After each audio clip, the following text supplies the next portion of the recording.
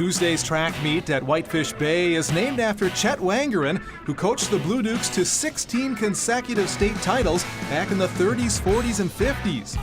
With that in mind, this is a great time to say thanks to all the coaches, officials, and volunteers who make events like this happen. Waukesha South would have a great day at this meet. That's Brent Schumacher rounding the final turn and heading for the finish to win the 400-meter dash. Now to the second of two heats in the 800, Sam McTaggart of Brookfield East leads pretty much wire to wire in this one. He'll cruise to the victory to score big points for the Spartans. The pole vault might be the best event to watch, and this guy is awesome. Seriously, it's Nicolet's Matthew Awesome, spelled differently. He would take third in the event. Here's Cam Bauer from Brookfield East using the left-handed pole. He is up and over 13 feet, and he is pumped. Bauer would finish in a tie for the top height, along with Michael Kirkendall of Whitefish Bay. Kirkendall doesn't look happy with this effort, but he made it. He would earn the first place points based on having a higher starting height.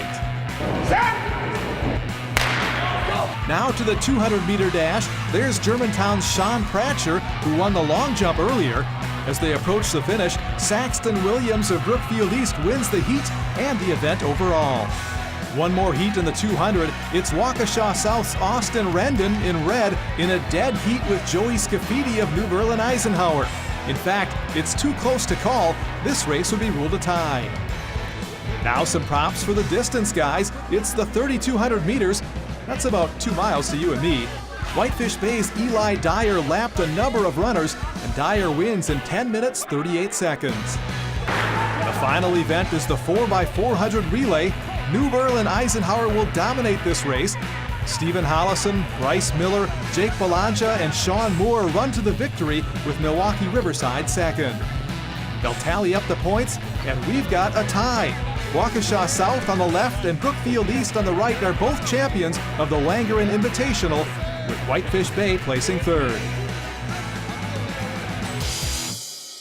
It's the final show of season number 20 of Preps Plus, but it's the opener of the girls' softball season. We're in Pewaukee as the Pirates host New Berlin Eisenhower. The Lions trying to take that next step this season after finishing second in the Woodland West in 2016. Game 1 could not have gone any better. Top of the first, Molly Beacom rips this single to left. Erica Bouchel scores. Ike led 3-0 after 1. They add more in the second.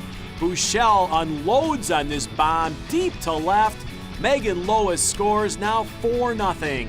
Next batter is Erin Hedman, and she goes opposite field with this base hit. Bouchel scores. Ike is cruising up 5-0 after 2.